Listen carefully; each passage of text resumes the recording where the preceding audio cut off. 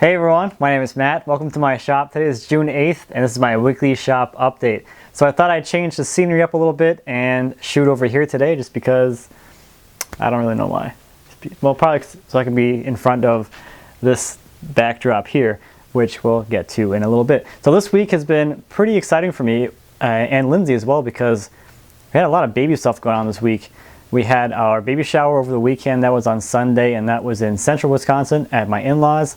And then today, we just got back from meeting with our doula, and we had a little birthing class that we went to, or birthing session or seminar we went to. So I just got home a little while ago, and I'm actually shooting this pretty late today. It's like almost 11 o'clock at night right now. So normally I shoot these around like 6 or something, and then I usually have them posted by now, but shooting a little late today, and just how it works. So what's going on in the shop this week? Well, the biggest thing is I am pretty much done with the cutting board blank glue up thing that I've been doing the last few weeks.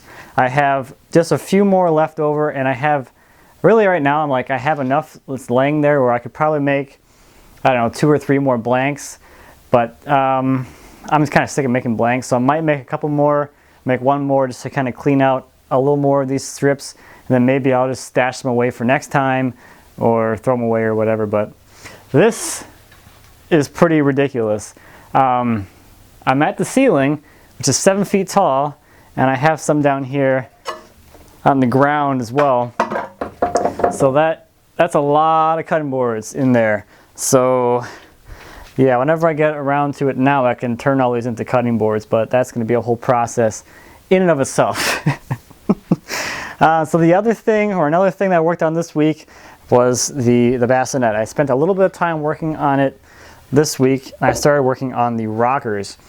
Now I got about this far in the build, and I kind of realized that we don't have the mattress yet for this or the crib, so we went ahead and we ordered those. I'm going to wait until we get both those in until I actually do until I build the crib, and then until I actually put the internals in here that's going to hold the mattress into the bassinet. So I kind of stopped at this point. I got the rocker roughed in here, and I actually made a template of the rocker, which is right here. I did this with a router and a really long trammel. This curve here has a radius of, I think it was like 77 inches, somewhere in there. So I set up a 77 whatever inch long trammel for my router. I swung an arc and I moved the pivot point by 1.5 inches or 1.75 inches to account for the diameter of the router bit. Made another pass, and this gives me a nice 1.5 inch wide arc that I can use to actually shape and route my rockers flush to. So on this one, I just went ahead and I rough cut the shape of the rocker out, just because why not? And it does rock, pretty well. And one thing I wanted to just kind of highlight, I guess, is I kept the offcuts from when I actually cut the rocker profile out. What I'm going to do with these, I don't need that. What I'm going to do with this is actually create a little stop for the rocker so I can slide, so we'll be able to slide this piece here under the rockers, and then that'll keep it stationary. So if you don't want it to be rocking, it's got these nice little things on there. So I'll probably put some anti-slip pads on the bottom, and I'm going to put a sandwich on the outside just to kind of give it some sides, and that'll be a nice little no rock shoe kind of thing. So that's going to be, I think that's going to be a good solution to that issue, if it's really an issue. So instead of working on the bassinet and continuing with that, I started going ahead and working on the changing table, because that's going to be a little more easy, I guess. And I did start on the crib a little bit, and I'll show you that too. So I went ahead and I glued up the panels for the sides and the top of the changing table, and I'm doing it all out of book match panels of walnut. And one thing I'm doing a little differently in this build is I'm going to leave or incorporate some of the sapwood, or the lighter areas that are transitioning into the sapwood, like this area here, in the final piece. I think that's going to be a very interesting look. The other thing I did is I went for all my main panels here, they all have crotch figure in them. So this one here has this figure here with these 2 knots. The one in the clamps right now has some more figure similar to this one. these two are from the same set of sequential boards. And then for the top, I'm really excited about this. Oh, let's look at that one. That's pretty cool. Yeah, so that's gonna make a nice top for this thing. And kind of the unfortunate thing is it's a changing table, so that changing pad goes on top of the entire table, so that's not gonna be seen. But I'm building this changing table with the idea that in the future we can take that changing pad off and then we can use it as, you know, a dresser or, you know, whatever. So that's gonna be pretty cool. I like that a lot. So yeah, what else we got going on? The other thing I did is I cut the posts for the crib, and that's out of the same slab of walnut that I used for the bassinet. And the final dimensions on that is going to be, I think, 1.5 by 3.5, something like that. So I got my 4 posts out of that one slab, and I don't know where it is. I might have used it all. I'm pretty sure I used almost all of it. If I haven't used it all, it's pretty, oh, there it is right there. It's, I'll leave it over there.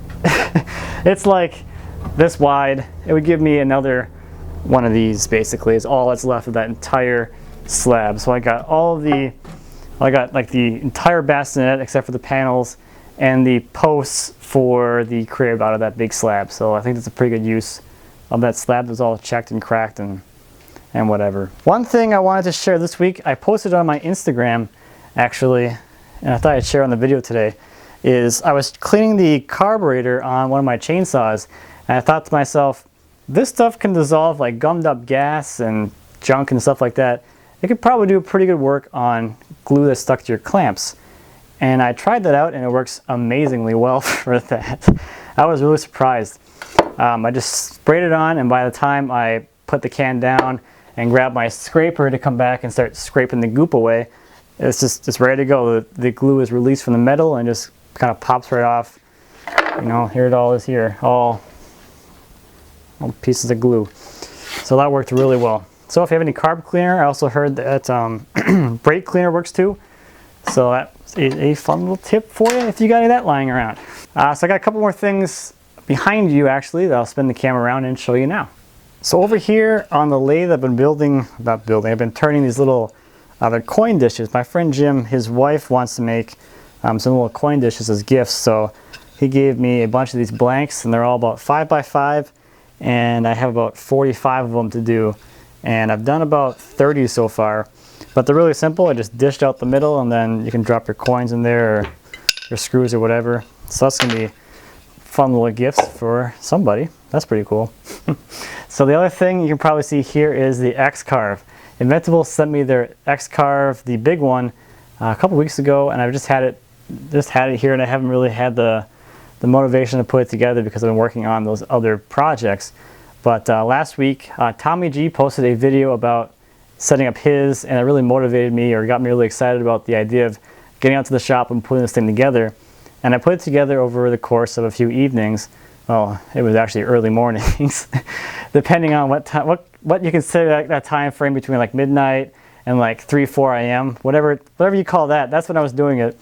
And I put it together over the course of a few sessions like that. And I'm at the point now where I have to start soldering the electronics, and I have no idea where my soldering iron is. Again, I always lose that thing because I never use it. So the whole machine went together really easily. I had pretty much no problems. The only problems I had was I was short by 4 lock nuts, and I just went out to the store and picked those up. I'm sure if I would have emailed them and asked them for them, they would have sent them to me, but let's go to the home center, pick up some lock nuts. Not that big of a deal. But hopefully it turns on. That's kind of the funny part about this. You spend all this time putting it together, and then it's like the moment of truth. Does it actually work? So I'll be figuring that out soon enough. I think that's all I have for this week. It's been a lot of little random things this week as I get ready for the rest of the builds here. So that's about all I have. So thank you as always for watching. I greatly appreciate it. If you have any questions or comments about anything I talked about today or anything here in my shop, please feel free to leave me a comment. As always, I appreciate those, and I'd be happy to answer any questions you might have. And until next time, happy woodworking.